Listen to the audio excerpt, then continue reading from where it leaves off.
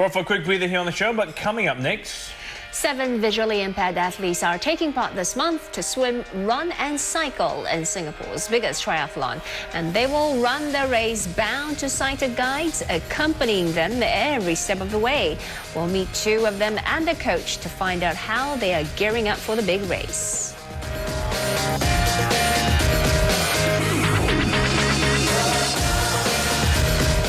Welcome back. Now, not many people would put their hands up for a grueling triathlon race, and fewer would take up the challenge if they are blind. But on September 28th, 7 visually impaired athletes will take the plunge, swimming, biking and running 25.75 kilometers in the Cold Storage Singapore International Triathlon. And 2 of them join us this morning. We welcome Chris Tan and Muhammad Ivni and their coach, John Sito. Good morning, guys. Welcome to the show. Good morning. Oh, you're all looking bright and happy. Thank you. Well, let's start with you, Chris and Ivni, first. I mean, why are you participating in this particular event? Is there a particular reason why you decided to? All along, I love to do sports and never ever thought that I would be able to do triathlon. So now, given us a great opportunity with the help and the support from Runninghour, all the volunteers, I want to do it and just to challenge myself. So you haven't done it before? This is the first time? Yeah, the very first time. And Ivni, yourself? Is this the first time as well? Yes, my first time as well. Okay. Yes. So you're a sportsman yourself. Is that the reason why as well? I mean, similar reason to Chris? Yes, similar. And I think partly also is because we like to show the public that we could do the things like ordinary people could do as well. Right. So yes. Well, maybe let's ask you, what are some of the main challenges? Well, John, you've been coaching them, Right. and perhaps share with us, how does it work for these guys? I mean, because they can't run alone, obviously, so they need a guide, right? Yeah. They will need a very competent guide that can actually know their personal capacity and know them very well. And actually, the guides have to be even fitter than them, if not as fit. Yeah. And be aware of the surrounding and be able to give them the feedback they need during the race itself. Yeah, give us an idea, maybe a bit more examples on the certain unique challenges that they will face, because you have been training them, so you know their side of the story. So what are the certain little things that we would have taken for granted, but they need to take note of? I think the greatest challenge in all the 3 disciplines would be the open sea. Well, if you are swimming without your sight, you don't know when the next wave going to hit you. Right. Yeah, and you are swimming in the pack as well. So working against the current. Yep. And the transition is also another important area for them to tackle, because after biking, for example, for about 20 kilometers, you have to go into a running mode. So that takes some time to adapt, Well, and also, I mean, I see you brought in the strap, I believe, because you normally are strapped to your runner. Is that correct? Yes, correct. So again, I'm thinking of the swimming. That's a bit hard to have someone, you got to pull along this other guy. Right? I'm doing the swimming, I'm doing the spring triathlon, so that includes a swim, bike and run. So swimming, basically I have 2 female guides, left and right of me, so they just make sure that I'm swimming in the right direction. So they'll try to synchronize their strokes with me, so that when we are above the water, they'll give me verbal command, like come closer, away from me.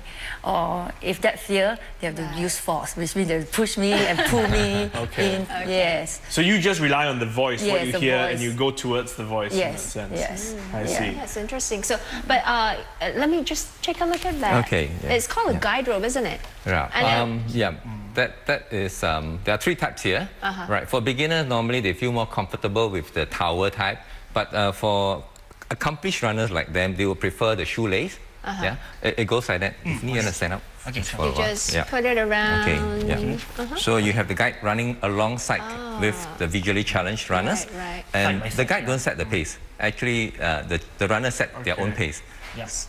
So we give minimal interference in that sense. Right.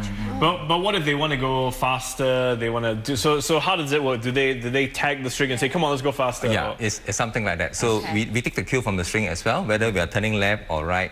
Going too much or too little. Okay, So I this see. partnership, Have a seat, please. Have a This seat. partnership between, yourself as an athlete participating and the guide, it must be a really strong bond because you got to understand the person, Yes. not only personality, but Yeah. I suppose body cues and stuff. Yeah, basically we just have to trust our guide. Yeah, Simply trust definitely have them. to, yeah. So how often do you meet and how long do you train with them? For this triathlon, we try to train 4 times a week. So we swim in the pool, in the open sea, running, biking. Oh, they must be your best buddies by now. Oh yeah, yeah. Yeah. Extra work. Extra.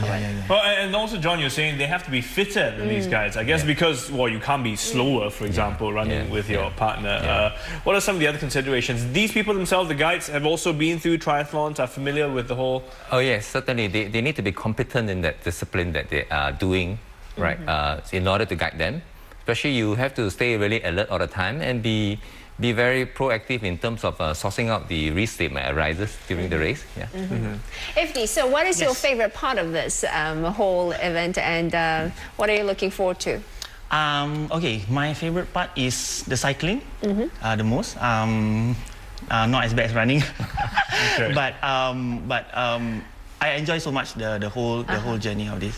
Yes. But for cycling, that's interesting. How do you work together? I mean, you obviously can't be using a rope like that too, Okay.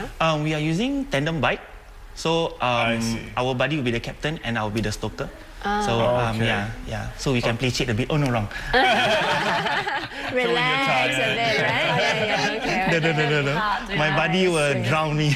Yeah. That makes a lot of difference, I think, because others will be... Yeah. We have to like together. Right. Yeah. And Chris, you said swimming is your favorite, is that right? Yes, I love to swim, but swimming in the open sea is very new to me and it's challenging because it's of the unknown condition of the sea Correct, yeah. and the weather. So yeah, I'll go for it. Have you been swimming in the sea already as part of the training? As a part of the training, yes, we Okay. did. Yeah. Because I remember I took part in triathlon years back, but the first time, and I didn't really train in the sea. When I did swim in the sea, was quite a different experience. Yes, totally different from the full training. Totally. And I guess also you have to be, for you have to be aware of the people around you because usually everyone goes in as a group. Will you guys go in separately on your own at a different timing? That's or? why we have I have my 2 guides left and right. They were blocked for me. Like your bodyguard? Yes. Okay. They keep people away from me. Yeah. So both of you have been training hard for this event, which is, just around the corner actually at the end of the month. So this crucial few weeks would be very important. Should they be training hard? Should they be taking a break? How are you advising them? Oh, I think they just have pretty hard training last week, so we're taking a few days off. Yeah, and you're going to start training again very soon. Yeah. Okay. So, Chris, Ifni, do you guys have you set a goal for yourself? Have you given yourself a timing or?